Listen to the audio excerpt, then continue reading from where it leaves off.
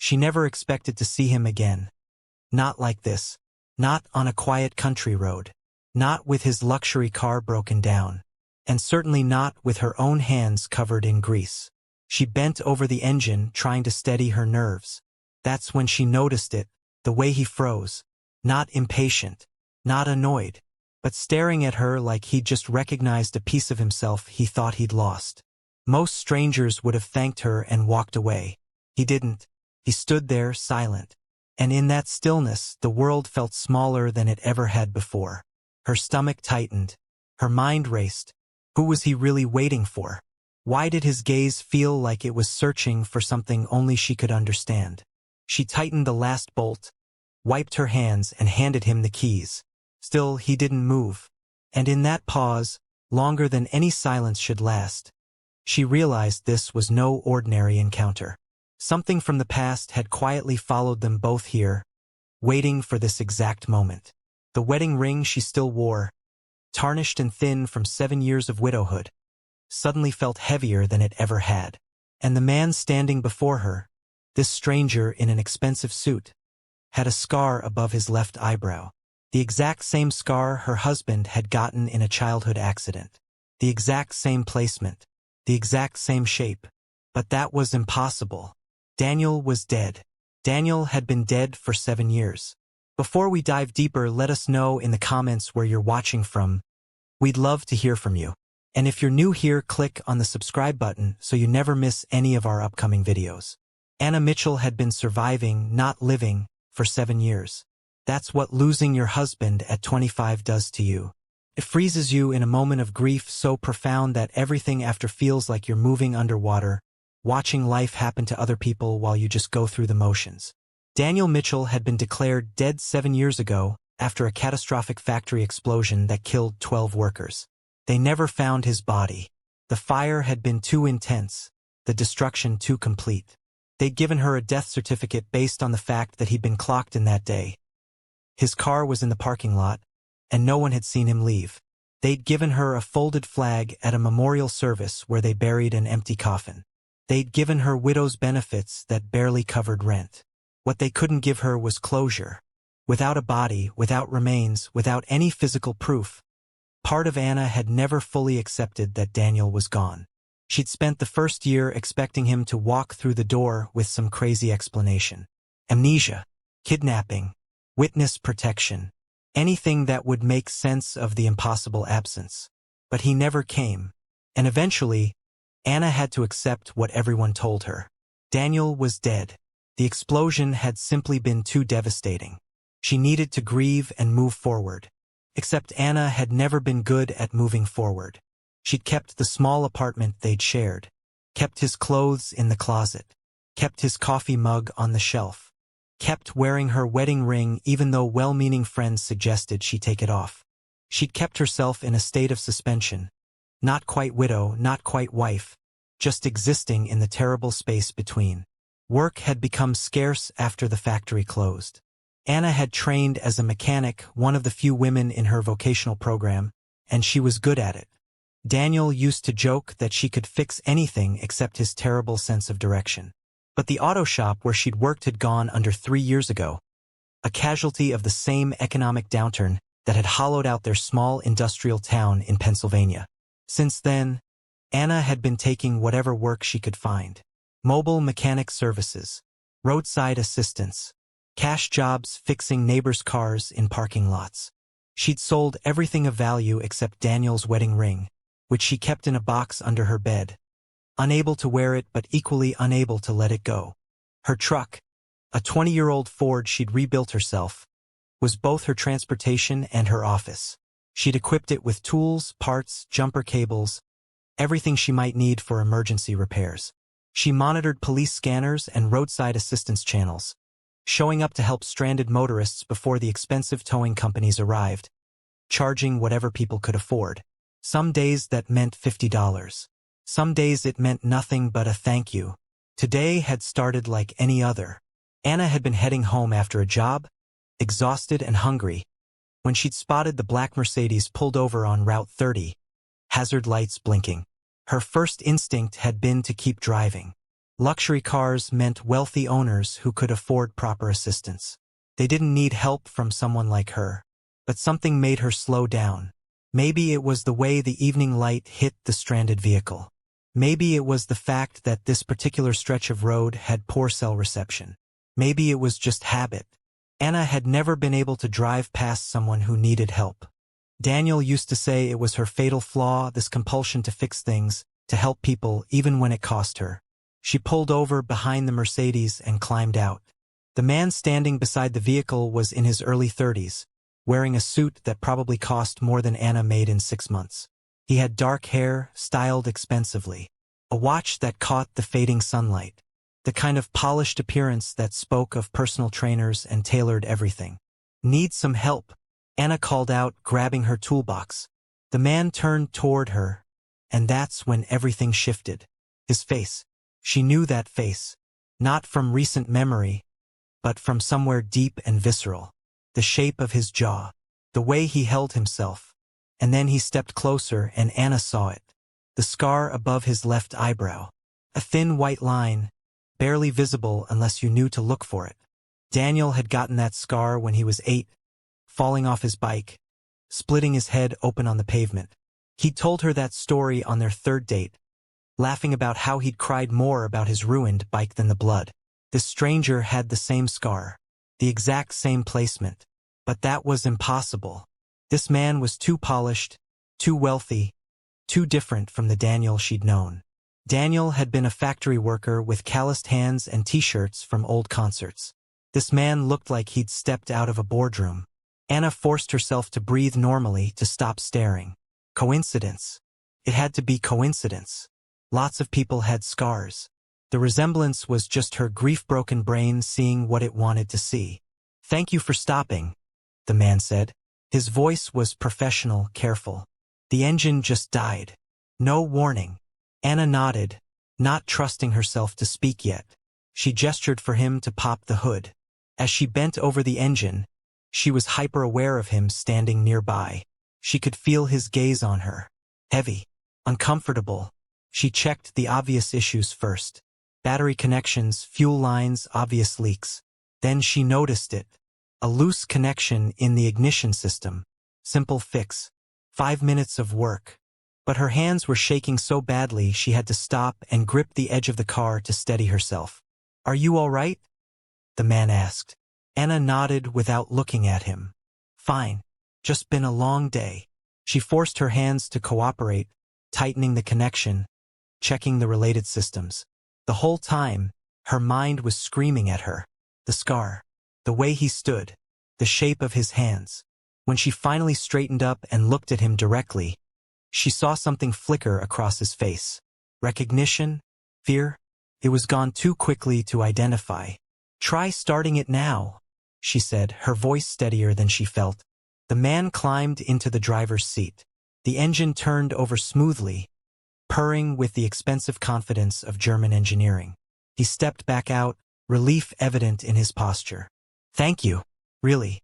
You saved me from a very long wait out here." He reached for his wallet. Anna watched his hands.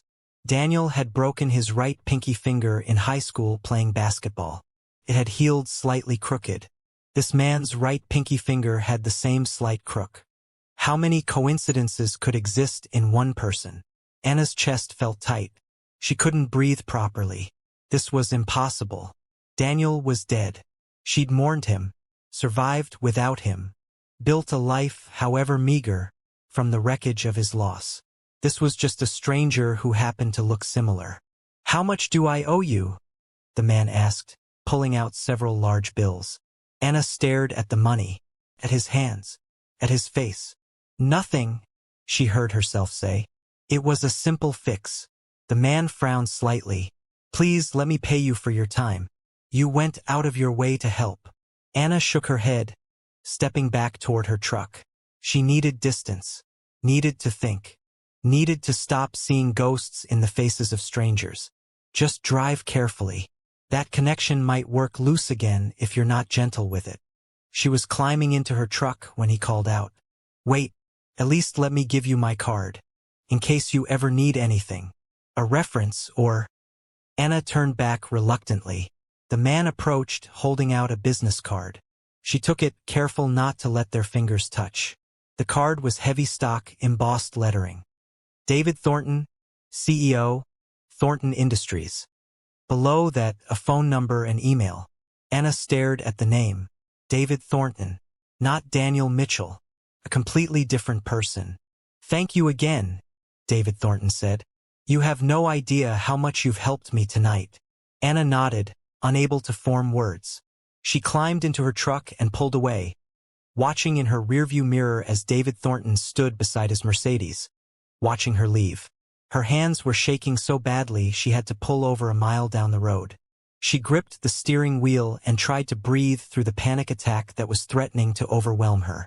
It wasn't Daniel. Couldn't be Daniel. Daniel was dead. But that scar, that crooked finger, that face. Anna pulled out the business card again, studying it in the fading light. Thornton Industries. She'd heard of them. A massive conglomerate that had bought up half the closed factories in the region, converting them into tech campuses and distribution centers. Worth billions. Employing thousands. David Thornton was famous in business circles. A self-made billionaire who'd appeared seemingly out of nowhere 7 years ago and built an empire. 7 years ago. The same year Daniel had died. Anna's phone buzzed. A text from her landlord, reminding her that rent was overdue. Again. She deleted it without responding. She couldn't think about that now. Couldn't think about anything except the impossible coincidence she'd just encountered. That night, Anna sat in her apartment with her laptop, searching everything she could find about David Thornton. There were hundreds of articles, business profiles, interviews, photographs from charity galas and corporate events. David Thornton was everywhere, always impeccably dressed, always confident, always accompanied by beautiful people in expensive settings. The articles all told the same basic story. David Thornton had emerged 7 years ago with a revolutionary manufacturing process. He'd secured initial funding from venture capitalists, bought his first factory, and grown exponentially from there. Within 3 years, he'd built a billion-dollar empire. Within 5 years, he was one of the wealthiest men in the state. No one seemed to know much about his background. The profiles mentioned he was intensely private about his personal life, that he'd overcome significant adversity to achieve success, that he was self-made in the truest sense. But there were no details, no mention of family, childhood, previous employment. It was like David Thornton had simply materialized fully formed 7 years ago. Anna zoomed in on every photograph she could find, studying his face. In some lights, at certain angles, the resemblance to Daniel was striking. In others, he looked like a complete stranger. She found one photo from a charity event where he was smiling broadly, and her breath caught. That smile. She knew that smile, had kissed that smile, had fallen in love with that smile. But Daniel had a small chip in his front tooth from a childhood accident. Anna zoomed in on David Thornton's smile. His teeth were perfect. Too perfect. Like they'd been professionally fixed. Anna slammed her laptop shut, feeling sick. She was losing her mind. Grief was making her see connections that didn't exist. Daniel was dead. This man was someone else entirely. Someone who just happened to look similar. Happened to have similar scars. Happened to have appeared exactly when Daniel disappeared. She needed to let this go. Needed to focus on her actual life. On paying rent. On finding work. On surviving.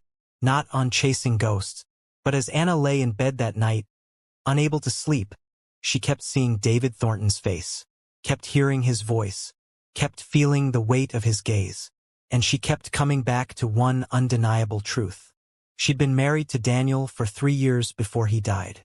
She knew his face better than her own. She knew his mannerisms, his gestures, the way he moved through space. And David Thornton moved exactly like Daniel. Exactly. The next morning, Anna made a decision. She was going to find out the truth. Not because she believed David Thornton was Daniel. That was impossible. Insane. But because she needed to prove to herself that he wasn't. Needed to put this coincidence to rest so she could move on. She started with public records. birth certificates, education records, employment history. But David Thornton's background was surprisingly sparse. She found a birth certificate for a David James Thornton, born 32 years ago in Philadelphia. But no school records. No previous addresses beyond the mansion he'd purchased 5 years ago. No previous employment beyond founding Thornton Industries. It was like his life had started 7 years ago and nothing existed before that. Anna tried social media next. But David Thornton had no personal accounts. Thornton Industries had corporate pages, but they were managed by PR teams, full of polished content that revealed nothing personal. She tried searching for Daniel Mitchell and David Thornton together, looking for any connection. Nothing came up. They existed in completely separate spheres. Daniel Mitchell, deceased factory worker from a small Pennsylvania town. David Thornton, billionaire CEO building an empire. Two men who should never intersect. Except they had. On a roadside, with Anna standing between them. Over the next week, Anna became obsessed. She couldn't stop thinking about David Thornton. Couldn't stop comparing every detail to her memories of Daniel. She started driving past Thornton Industries headquarters, a gleaming glass building on the outskirts of the city. She watched employees come and go, wondering if any of them knew the truth about their CEO. She considered calling the number on his business card. But what would she say? "Hello? I think you might be my dead husband?" She'd sound insane. She probably was insane. Grief did terrible things to people's minds. Made them see patterns that didn't exist. Made them believe in impossible resurrections. But Anna couldn't let it go. Something about the encounter had lodged itself in her chest, sharp and persistent. The way David Thornton had looked at her. Not like a stranger grateful for help, but like someone seeing a ghost. Like someone terrified of being recognized. 10 days after the roadside encounter, Anna's phone rang. Unknown number. She almost didn't answer. "Hello." A pause. Then, "Ms. Mitchell? This is David Thornton. We met on Route 30 last week. You helped with my car." Anna's heart stopped.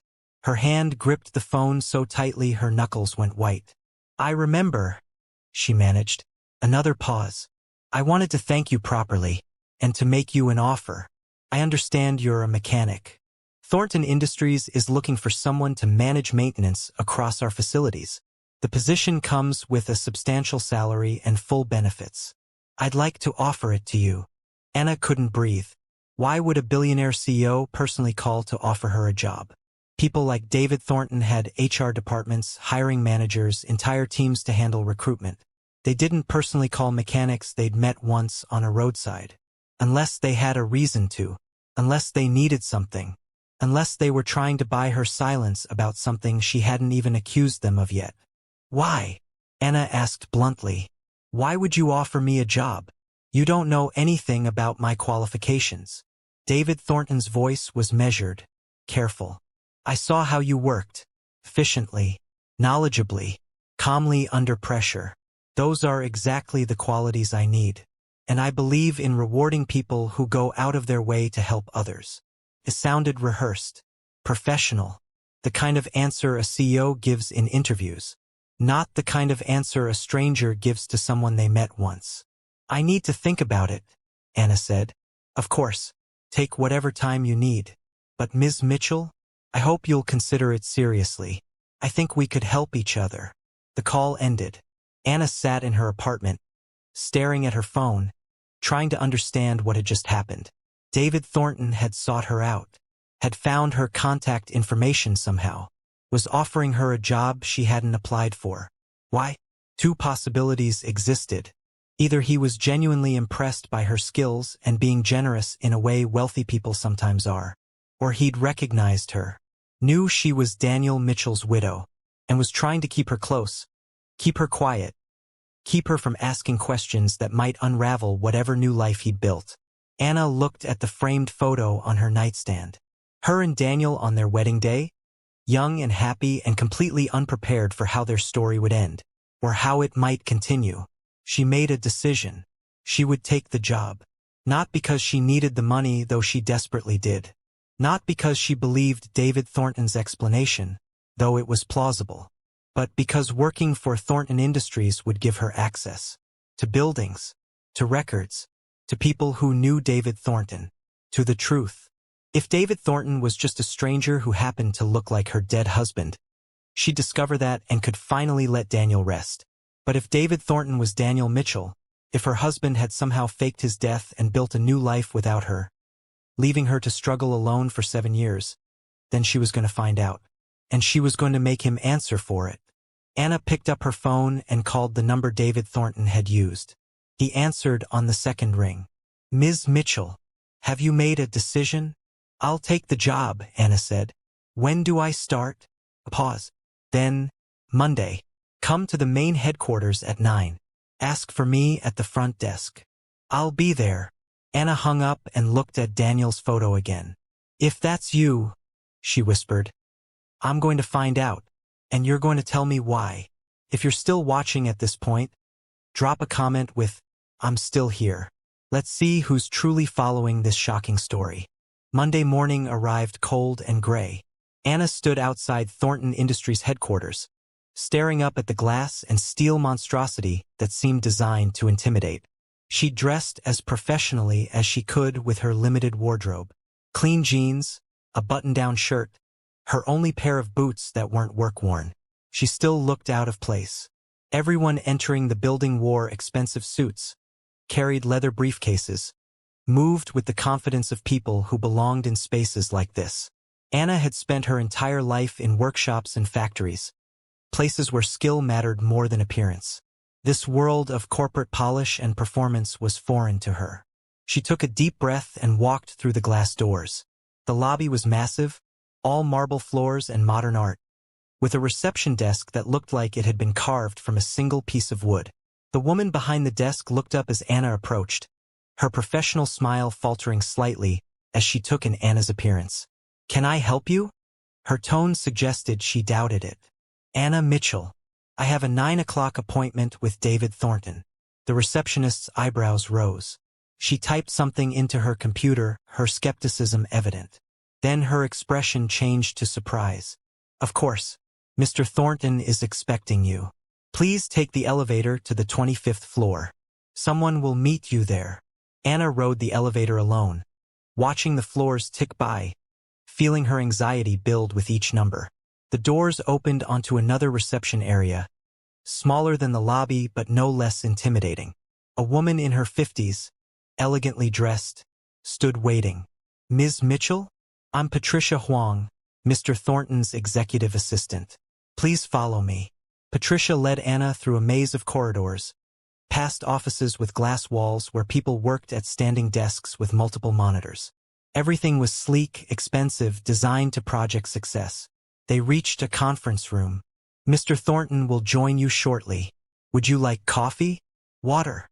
"Water, please." Patricia left. Anna sat at the enormous conference table, feeling small and out of place. The walls were decorated with photos of Thornton Industries facilities, timelines of company growth, awards and recognitions. 7 years of explosive success, documented and celebrated. The door opened. David Thornton entered, and Anna's breath caught. In the roadside encounter, she'd convinced herself the resemblance was coincidence, lighting, grief-induced delusion. But seeing him now, in full daylight, in a controlled environment, the similarity to Daniel was undeniable. He'd changed, certainly. His hair was styled differently. He'd filled out slightly, the way men do in their 30s. His clothes were expensive, his bearing more confident. But underneath all that, she saw Daniel. Her Daniel. The man she'd married. The man she'd mourned.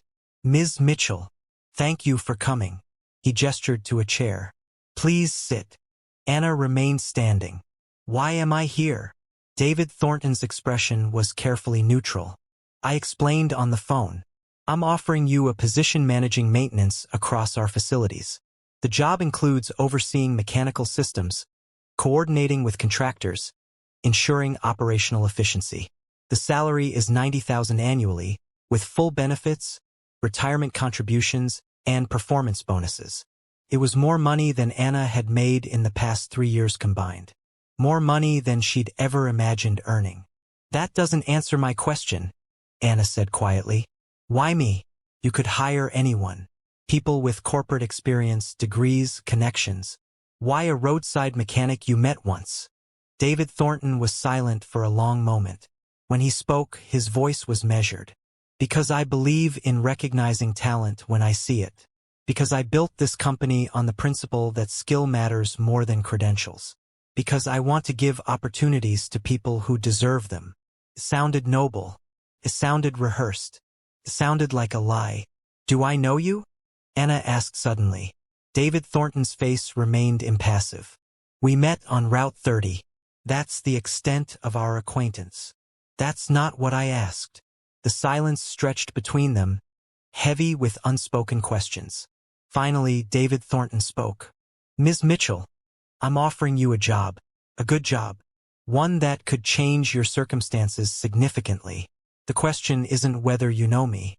The question is whether you're willing to accept the opportunity. Anna wanted to push harder, wanted to demand answers, wanted to ask about the scar, the crooked finger, the way he moved. But she held back. If she revealed her suspicions now, he'd dismiss her, call her delusional. She'd lose access before she gained it. I accept, she said. Good. Patricia will handle all the paperwork and orientation. You'll start in facilities management, but I expect you'll move up quickly. I reward competence and loyalty. The way he said loyalty made Anna's skin crawl, like he was buying her silence along with her labor. Over the next 2 weeks, Anna threw herself into learning her new role. Thornton Industries owned 17 facilities across 3 states. Manufacturing plants, distribution centers, corporate offices. Her job was to oversee maintenance operations, manage contractors, ensure everything ran smoothly. It was overwhelming at first. The scale, the systems, the corporate processes. But Anna was good at her job. She understood mechanical systems intuitively. And she worked harder than anyone else, determined to prove she'd earned this position. But she was also investigating. Every facility she visited, she asked questions. How long have you worked here? What was it like when the company started? What's David Thornton like as a boss? The answers were consistent. David Thornton was demanding but fair. He'd appeared 7 years ago with revolutionary ideas and deep pockets. He rarely visited the facilities personally, managing everything remotely. He was intensely private, never socializing with employees, never sharing personal information. One older maintenance worker at the original facility, a man named Robert who'd been there from the beginning, told Anna something interesting. I worked at the old factory, the one that exploded 7 years ago. Lost a lot of good people that day. Then this Thornton guy shows up a few months later, buys the property, rebuilds it completely. Some of us who survived got hired back. Good jobs, better than before. But there was always something strange about it. Like he knew things about the factory layout, the systems, stuff that wasn't in any plans or documents. When I asked him about it, he said he'd done thorough research. But it felt like more than that. Felt like he'd been there before. Anna's heart raced. The factory explosion. Do you remember the victims' names? Robert's face grew somber. Course I do. Lost 12 men that day. I knew most of them personally.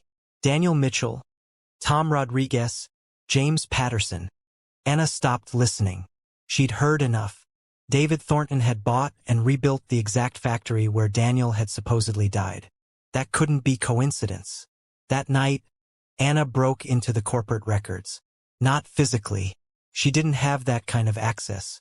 But her employee login gave her access to facility files, maintenance records, purchase orders. She searched for anything related to the original factory purchase. Found documents showing David Thornton had bought the destroyed property for almost nothing 3 months after the explosion. Had spent millions rebuilding it. Had hired back survivors from the original workforce. Why would someone do that? Why would a new billionaire's first purchase be a destroyed factory in a dying town? Unless it meant something personal. Unless he had a connection to that place. Anna dug deeper. Found insurance records from the explosion. Found the list of victims. Found Daniel Mitchell's name. Found the death certificate she'd been given 7 years ago. Then she found something else. A life insurance policy. $1 million. Paid out to Daniel Mitchell's widow 6 months after his death. Anna stared at the screen. She'd never received $1 million. She'd received Daniel's small workplace policy, barely $20,000. Where had this $1 million come from? She traced the policy. It had been purchased anonymously 3 months before the explosion. The beneficiary was listed as Anna Mitchell, but the payout had been redirected to a trust account. Anna had no access to any trust account. She tried to track where the money had gone, but the trail disappeared into corporate structures too complex for her to untangle. Someone had taken out a $1 million policy on Daniel's life. Someone had ensured Anna would receive nothing from it. Someone had stolen money that should have been hers during the worst period of her life. Anna's hands shook with rage. If David Thornton was Daniel, if her husband had faked his death, he'd done it with planning, with deliberation. He'd set up insurance policies, probably emptied their meager savings, left her with nothing while he built an empire. The cruelty of it was breathtaking. The next day, Anna requested a meeting with David Thornton. Patricia tried to schedule it for the following week, but Anna insisted. Tell him it's urgent. About facility security. 20 minutes later, she was back in the conference room. David Thornton entered, his expression mildly concerned. Patricia said this was urgent. Is there a problem at one of the facilities? Anna closed the conference room door, turned to face him. I know who you are. David Thornton's face remained neutral. I'm David Thornton, CEO of Thornton Industries. We established that 2 weeks ago. No, Anna said. I know who you really are. I know where you came from. And I know what you did. For the first time, something flickered in David Thornton's eyes. Fear. Ms. Mitchell, I don't know what you think you've discovered, but the factory explosion, Anna interrupted. 7 years ago, 12 men died. Except one of them didn't die, did he? One of them walked away and became someone else. The silence was absolute. David Thornton stood completely still, and Anna watched emotions flash across his face too quickly to identify. Then he walked to the conference room windows, staring out at the city below. When he spoke, his voice was quiet. Close the door. Lock it. Anna did. Her heart was pounding so hard she could barely breathe. David Thornton turned to face her, and for the first time she saw Daniel in his eyes. Really saw him. Not the billionaire CEO, but the man she'd married. How did you figure it out? He asked. The scar, the finger, the way you move, and the fact that you bought the exact factory where Daniel Mitchell died and rebuilt it. That's not something a stranger does. David, because she couldn't think of him as anyone else now, nodded slowly. I didn't recognize you at first. On the road. It had been 7 years. You'd changed. Looked older, harder. Life had clearly not been kind. Then you introduced yourself as Anna Mitchell, and I knew. I thought about driving away, pretending I didn't know you, but I couldn't. I had to see you up close. Had to understand if you'd recognize me. Why? Anna's voice broke. Why did you do it? Why did you leave me? Let me think you were dead? Watch me struggle while you built this. Daniel's face showed pain. Real pain. Because I had to. Because staying as Daniel Mitchell meant dying slowly in a factory town with no future. Because I wanted more than that life could ever give me. So you faked your death. Stole insurance money that should have gone to me. And became a billionaire while I lived in poverty. Anna's voice was shaking with rage. Do you have any idea what these 7 years have been like for me? Any idea what it's like to mourn someone who's not actually dead? Daniel stepped toward her. I know. God, Anna, I know. I've watched you, kept track of you. Every year wondering if I should reach out, tell you the truth. But I couldn't, because the moment I did, everything I'd built would collapse. David Thornton can't have a wife from his past life. Can't have connections to Daniel Mitchell. The entire identity would unravel. You watched me? Anna felt sick. You knew I was struggling and did nothing? I did help. The jobs that came your way over the years. The clients who paid more than they should have. The landlord who never actually evicted you despite late rent. That was me.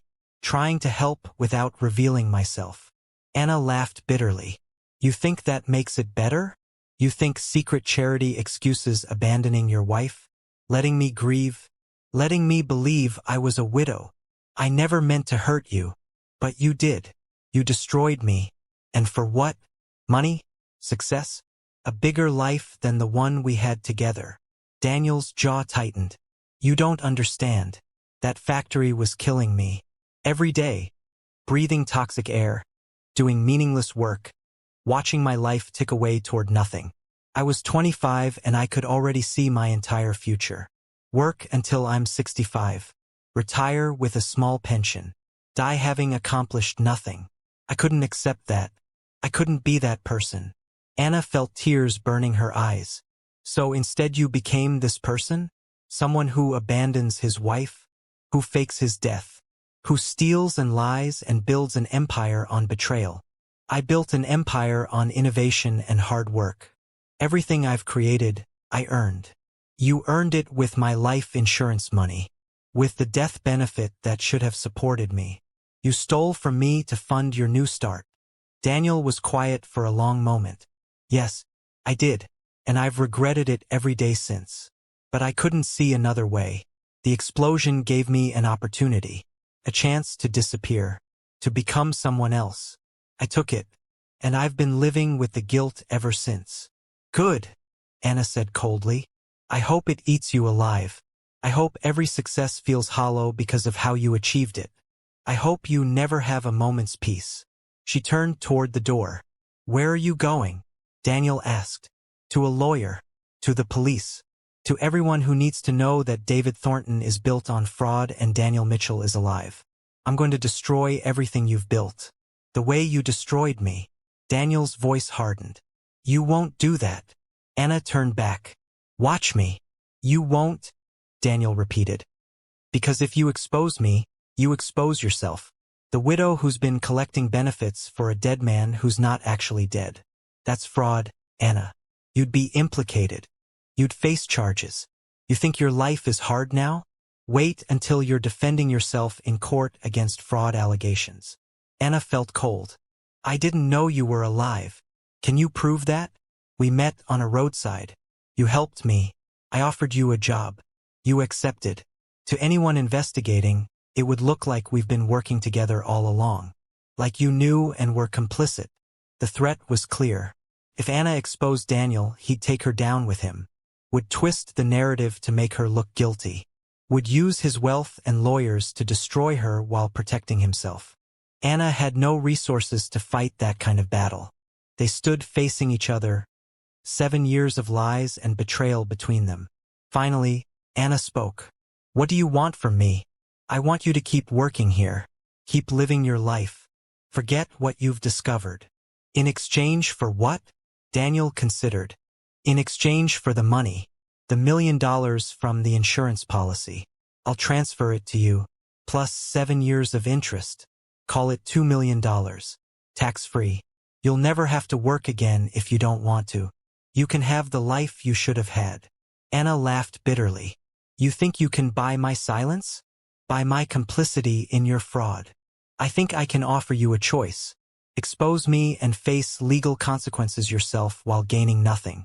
Or accept compensation for what I took from you and move forward. Those are your options. Anna wanted to refuse. Wanted to tell him to go to hell.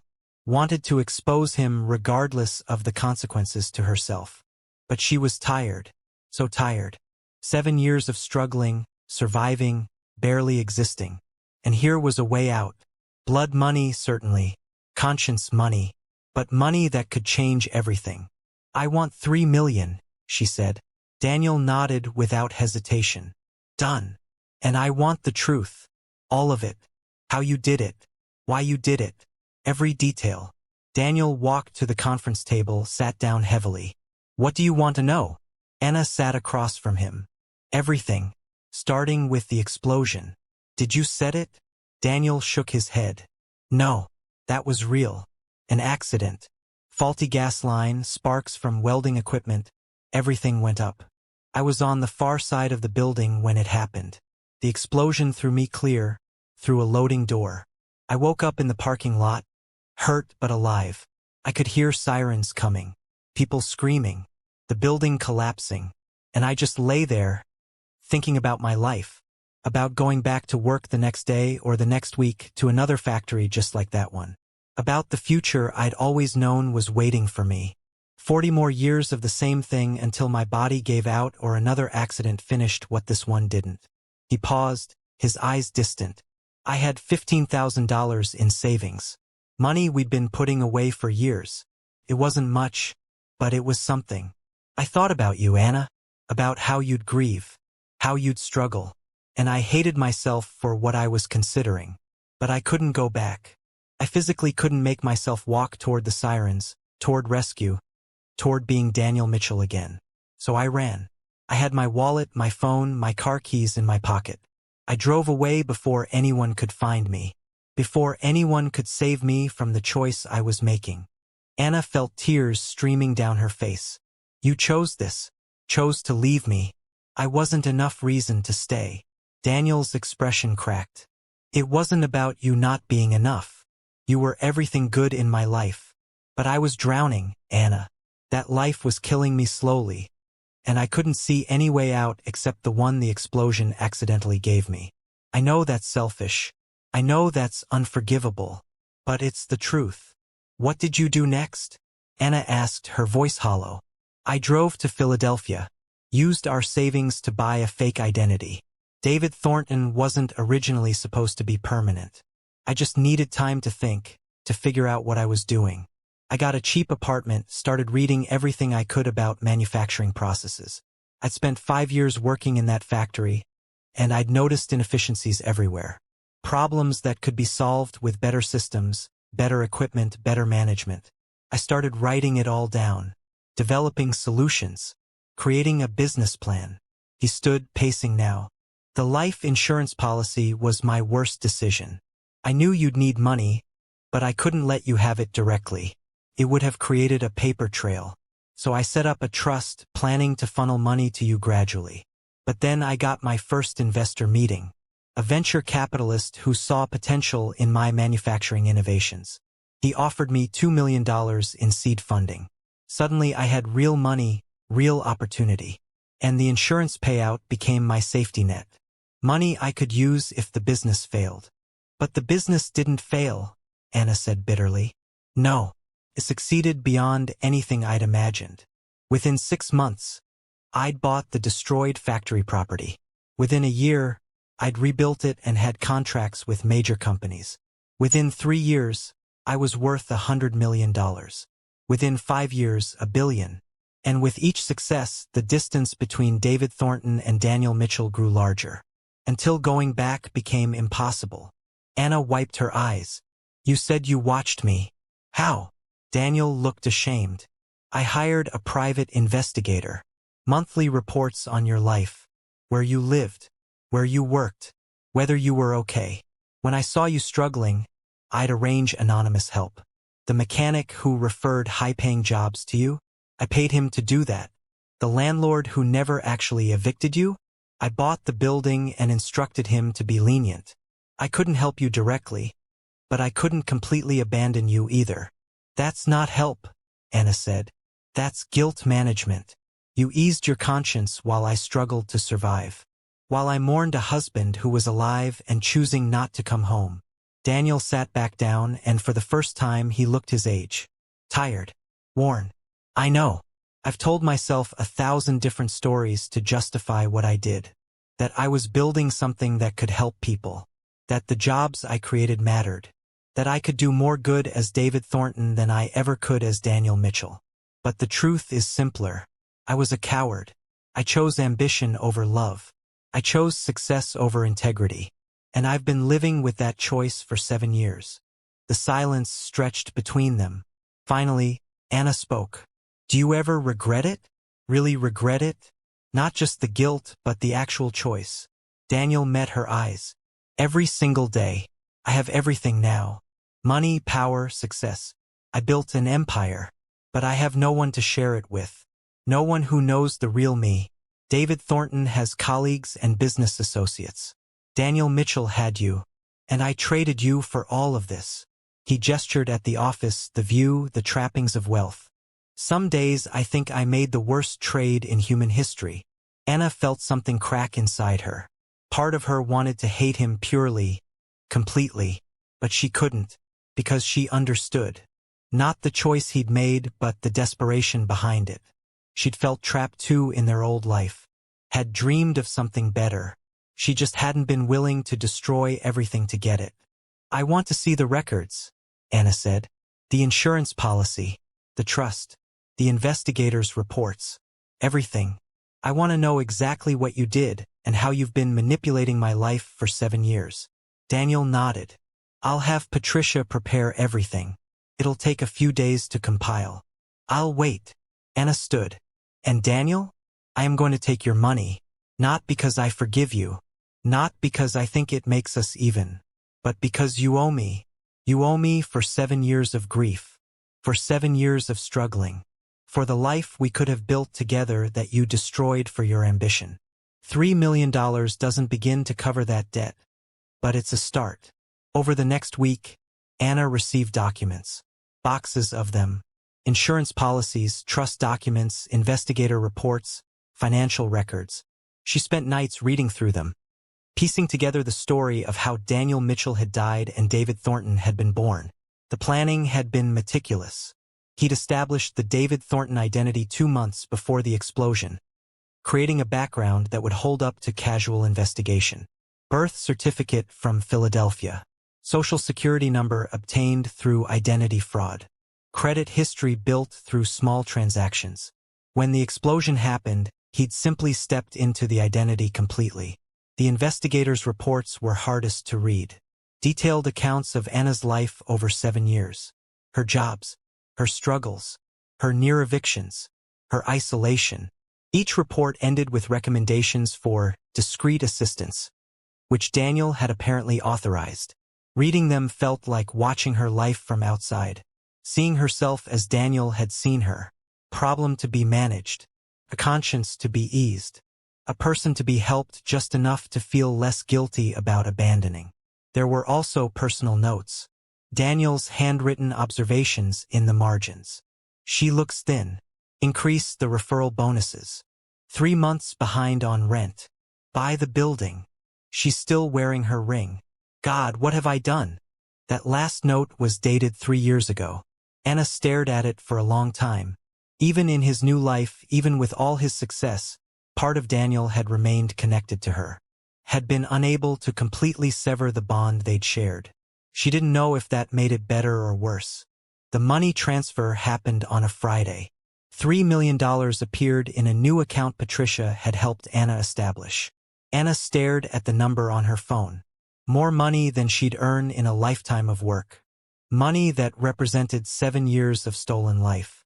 Blood money. Guilt money. Freedom money. That weekend, Anna did something she hadn't done in 7 years. She went shopping.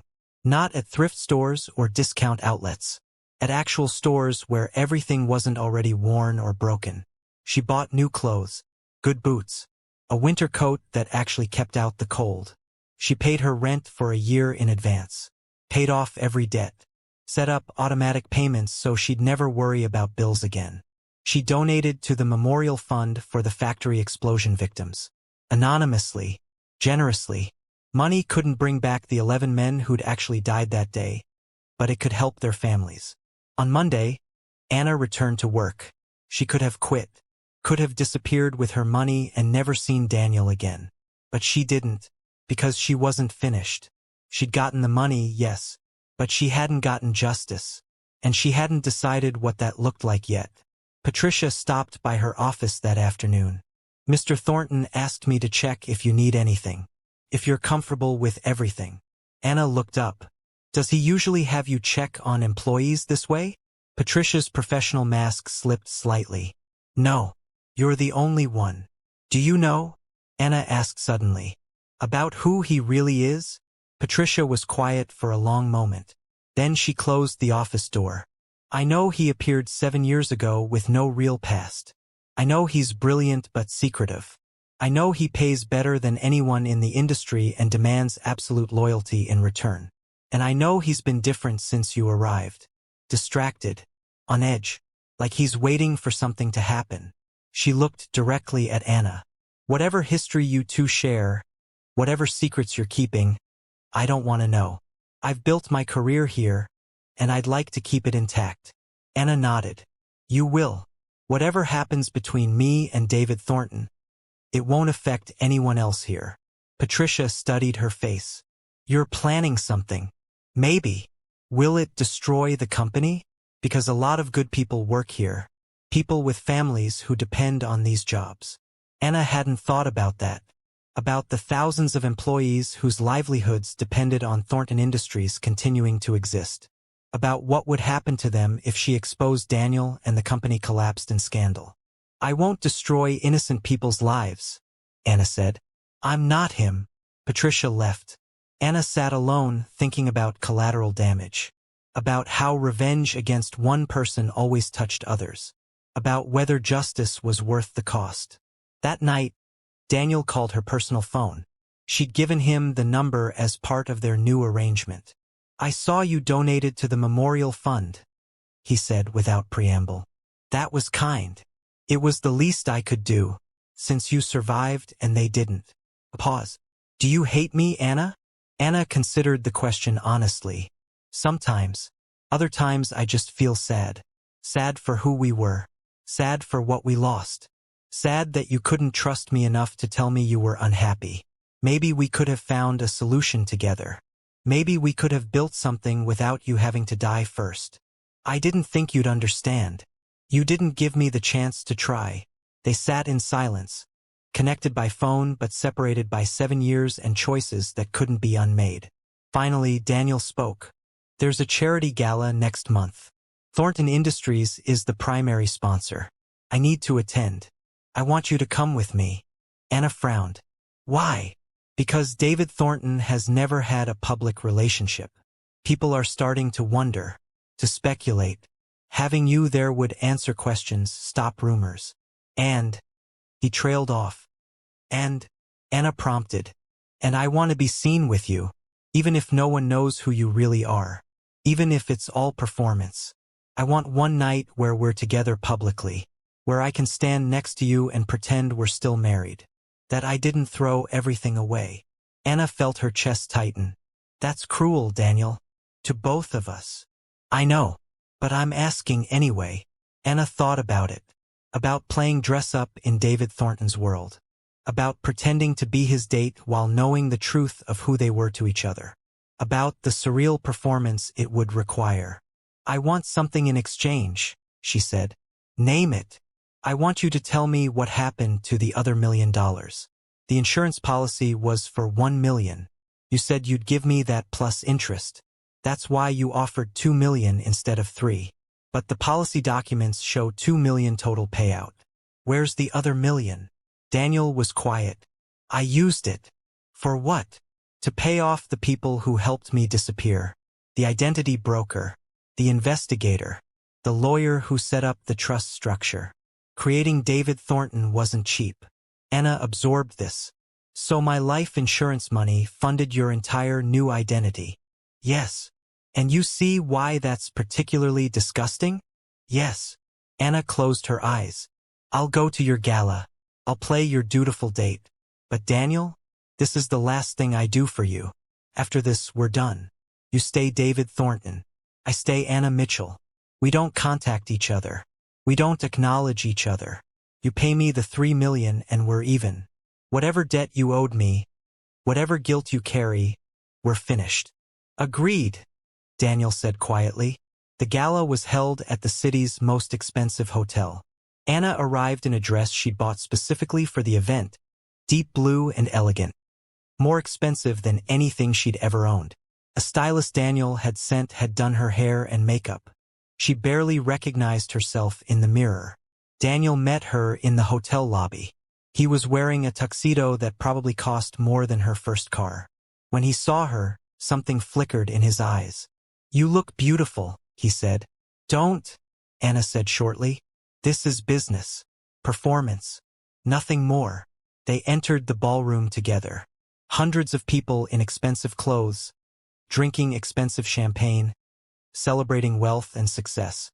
Daniel introduced her to donors, business partners, politicians. "This is Anna Mitchell, my facilities management director." Everyone was polite, interested.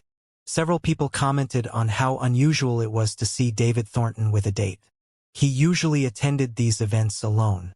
Anna played her part, smiled at the right times, made small talk, pretended she belonged in this world.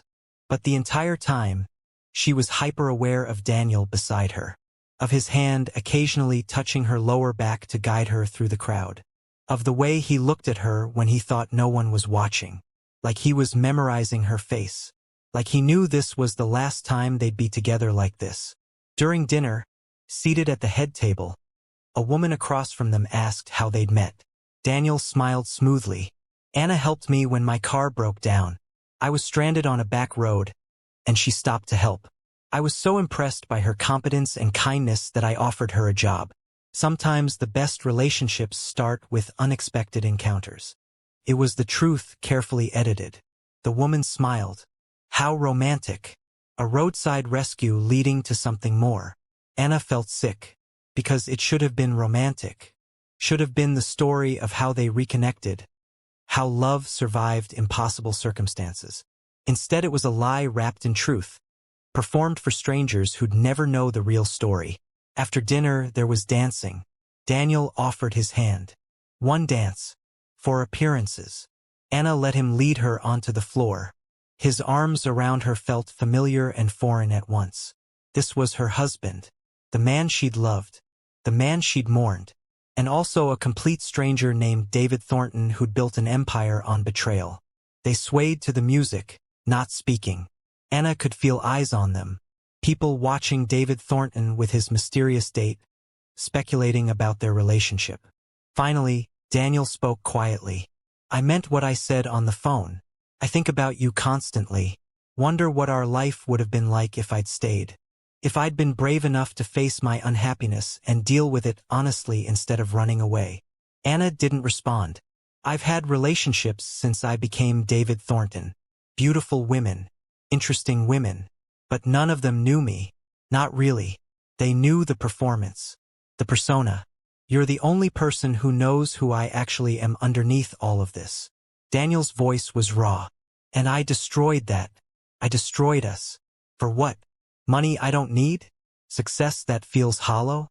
A life where I'm constantly performing and never actually living?" "You made your choice," Anna said quietly. "And I have to live with it," Daniel agreed. "Every day. Forever." The song ended. They separated. The rest of the evening passed in a blur of conversations and performances. Finally, it was over. Daniel walked Anna to her car. In the parking garage, away from witnesses, he stopped her. "Thank you for tonight. For everything." Anna unlocked her car. "Goodbye, Daniel." "Anna, wait." She turned back. Daniel was looking at her with an expression she couldn't quite read. "If I could go back, if I could undo it all, I would. I'd choose you. I'd choose our life together. I'd find a way to be happy with what we had instead of chasing what I thought I needed. You have to know that." Anna felt tears threatening. "But you can't go back. None of us can. You made choices that can't be unmade. You hurt me in ways that can't be fixed. And now we both have to live with that." "I know." Daniel reached into his pocket and pulled out a small box. "I want you to have this." Anna opened it. Inside was a wedding ring. Her wedding ring. The one Daniel had worn. The one that should have been buried with him or given to her with his other belongings. "I kept it," Daniel said. "All these years. Wore it sometimes when I was alone, when David Thornton felt like too much of a lie. It's yours. It was always yours." Anna took the ring, held it in her palm. The weight of 7 years and a lifetime of what-ifs. "Goodbye, Daniel," she said again. This time she got in her car and drove away. In her rearview mirror, she saw him standing alone in the parking garage, watching her leave, the way she'd unknowingly watched him leave 7 years ago. The next week, Anna made her final decision. She'd spent weeks wrestling with what to do with her knowledge, with whether exposing Daniel was justice or just revenge, with whether the collateral damage to innocent employees was worth her need for truth. In the end, she chose something else. She went to the memorial site for the factory explosion. 12 names engraved on a stone monument, including Daniel Mitchell. She stood there for a long time, thinking about the 11 men who'd actually died, about their families, about the futures they'd never have. Daniel had gotten to walk away, had gotten to build a new life, had gotten wealth and success and second chances. These 11 men got nothing but graves and grieving families. Anna made a call. When Patricia answered, Anna said, "I need to speak with David Thornton. Tell him it's urgent." An hour later, she was back in the conference room. Daniel entered, concerned. "What's wrong?" "I'm leaving," Anna said. "Leaving the company?" "Leaving everything. The job, the city, all of it." Daniel frowned. "Why?" Anna pulled out a folder. Inside were copies of everything. The insurance documents, the identity fraud, the investigator reports, proof that David Thornton was built on lies and Daniel Mitchell was alive. "I made copies of everything. I'm giving them to a lawyer with instructions. If anything happens to me, they go public. If I die under suspicious circumstances, they go public. If I simply decide it's time for the truth to come out, they go public. Your future is in my hands, Daniel. Just like mine was in yours 7 years ago." Daniel's face paled. "What do you want?" "I want you to establish a foundation, $5 million, for the families of the factory explosion victims, for scholarships in their names, for safety improvements in manufacturing facilities. Real money that actually helps people, not just tax-deductible charity that makes you look good." "Done," Daniel said immediately. "I want you to hire more people like me, people with non-traditional backgrounds, people who need second chances. I want Thornton Industries to actually be what you claim it is, a place that values skill over credentials, that gives opportunities to people others overlook." "I already do that. Do more. Make it systematic. Make it your legacy, so that when the truth eventually comes out, and it will someday, people can say that at least David Thornton built something that mattered, that helped people, that created opportunities." Daniel nodded slowly. "What else?" "I want you to disappear from my life completely. No more watching. No more investigator reports. No more anonymous help. I'm taking the $3 million and building a new life. One that has nothing to do with Daniel Mitchell or David Thornton. And you're going to let me go. Really let me go. Not the fake death kind of letting go. The real kind where you actually release me from your life and your guilt." "Anna?" "Those are my terms," Anna interrupted. "Meet them, and your secret stays safe. David Thornton gets to keep his empire. But refuse and I release everything. I don't care about the consequences to me anymore. I don't care about the legal threats. I'll burn it all down just to make sure the truth is known." They stared at each other across the conference table. Finally, Daniel spoke. "You have a deal. All of it. The foundation, the hiring practices, the complete separation. I'll have the foundation established by the end of the week. You'll never hear from me again." Anna stood. "Good." She walked toward the door. "Anna?" She turned back one last time.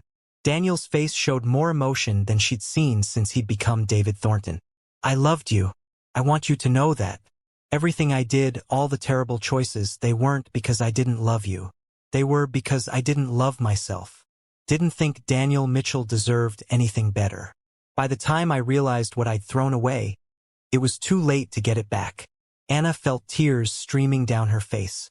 "I loved you too, so much, and that's why this hurts so badly. Not because you died, but because you chose to. Chose to kill Daniel Mitchell and become someone else rather than work on our marriage. Trust me with your unhappiness. Build something together. You didn't just fake your death, Daniel. You killed our future. And that's something I'll never forgive." She left, walked out of Thornton Industries for the last time, got in her car and drove away from the glass building, the corporate world, the ghost of her dead husband. 3 weeks later, Anna was in Colorado. She'd used some of the money to buy a small garage in a mountain town. A place where she could work on cars, live simply, build a life that belonged only to her. She changed her name, not running from anything, just creating a fresh start.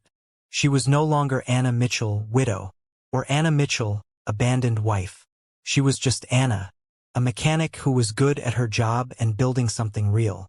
One morning, she opened the local newspaper over coffee. There was an article about a major donation to manufacturing safety initiatives. $5 million from the Thornton Industries Foundation, established in memory of factory workers who died in industrial accidents. The foundation would provide scholarships, fund safety improvements, support workers' families. Anna read the article twice. Daniel had kept his word. David Thornton was building something that mattered. Not enough to redeem him, but something. Her phone rang. Unknown number. She almost didn't answer, but something made her pick up. "Hello, Anna." Daniel's voice. "I'm not supposed to contact you, I know, but I needed to tell you something. I'm stepping back from Thornton Industries, not retiring completely, but transitioning to a board role, letting someone else run day-to-day operations." Anna was silent. "I realized something after you left," Daniel continued. "David Thornton was supposed to be freedom, supposed to be the life I wanted. But it became another prison, another performance, another version of dying slowly, just with better furniture. You were right. I didn't just kill Daniel Mitchell. I killed the possibility of ever being genuinely happy, because happiness requires being authentic. And I haven't been authentic since the day I walked away from that explosion." "Why are you telling me this?" Anna asked. "Because you were the only person who ever knew the real me. And I wanted you to know that I'm trying to find him again. Not to win you back. Not to fix what I broke. Just because I can't spend the rest of my life being David Thornton. It's not enough." Anna looked out the window of her garage at the mountains beyond. "I hope you find him, Daniel. I really do. Not for me. For you. Because everyone deserves to live authentically, even people who've made terrible choices. But don't call me again. That part of my life is over." "I know. Goodbye, Anna. Be happy. You deserve it more than anyone." The line went dead. Anna sat for a long time, holding the phone, thinking about the man she'd married and the man he'd become, about choices and consequences, about betrayal and survival, about how love could exist alongside hurt, how you could care about someone while also needing to let them go. She thought about the roadside encounter that had started all of this. How she'd stopped to help a stranger and discovered her dead husband was alive. How that moment had unraveled 7 years of grief and opened wounds she'd thought were healed. But it had also given her something unexpected. Closure. The real kind. Not the manufactured closure people talk about at funerals, but actual understanding of what had happened and why. Daniel hadn't died in an explosion. He'd chosen to leave, to abandon their life, to build something new without her. That truth was painful, but it was truth. And truth, however hard, was better than the uncertainty she'd lived with before. Anna also had something else now. Freedom. Real freedom. Not the kind Daniel had chased through fraud and betrayal, but the kind that came from facing hard truths and making conscious choices. She'd chosen to take the money because she'd earned it through 7 years of suffering. She'd chosen to keep Daniel's secret because destroying him wouldn't undo her pain. She'd chosen to leave because staying would have meant remaining connected to a past that had only ever hurt her. And she'd chosen to build something new, something honest, something hers. A customer pulled up outside the garage. Anna wiped her eyes, put down the newspaper, and went to work. Because that's what you do. You survive. You build. You move forward. Not because the past doesn't matter, but because the future matters more. Sometimes the past doesn't announce itself. It just waits on quiet roads until you're ready to see it. And sometimes the smallest kindness, stopping to help a stranger, can quietly reshape your entire life. Not always in the ways you expect. Not always in ways that feel good. But in ways that force you to confront truth, make choices, decide who you want to be despite what's been done to you. Anna had helped a billionaire fix his faulty car. Unknown to her that he was her missing husband, presumed dead. That encounter had given her back the truth about her life. had given her money to rebuild, had given her the power to choose her own future instead of having it chosen for her. And in the end, she'd chosen herself. Chosen honesty over revenge. Chosen freedom over justice. Chosen a small garage in Colorado over a corporate office with blood money. Daniel had chosen ambition over love. Had chosen success over integrity. Had chosen to become someone else rather than work on becoming better. They'd both made their choices, and now they'd both live with them. But Anna would live with hers honestly, building something real, while Daniel would live with his behind the performance of David Thornton, forever hiding who he'd been and what he'd done. In the end, maybe that was justice enough. Not the kind you find in courts or public exposure, but the quieter kind you find in living well, in building honestly, in choosing every day to be someone you can respect in the mirror. Anna had lost her husband twice, once to a false death, and once to the truth of his betrayal. But in losing him, she'd found herself, found her strength, found her worth, found the courage to build a life that belonged only to her. And that, perhaps, was the real story. Not about the billionaire who faked his death and built an empire on lies, but about the woman who stopped to help a stranger, discovered an impossible truth, and chose to walk away from revenge toward something better, toward a future where she was finally truly free. That's the end of Anna and Daniel's story. A story about betrayal, survival, and the choices we make when confronted with impossible truths. If this story moved you, if it made you think about what you would do in Anna's position, we'd love to hear from you in the comments. Would you have exposed Daniel? Would you have taken the money? Would you have chosen revenge or freedom? And if you've made it this far, if you've followed Anna's entire journey from that roadside encounter to her new life in Colorado, hit that like button and subscribe to our channel. We tell stories about real human complexity, about the difficult choices people face, about survival and strength and what it means to rebuild your life after betrayal. Share this with someone who needs to hear that it's possible to survive impossible situations, that you can face devastating truths and still choose to build something beautiful, that freedom isn't about what others do to you, but about how you choose to respond. Thank you for watching. Thank you for listening to Anna's story. And remember, sometimes the person you need to save isn't someone else. Sometimes it's yourself. Until next time, keep moving forward. Keep building. Keep choosing yourself.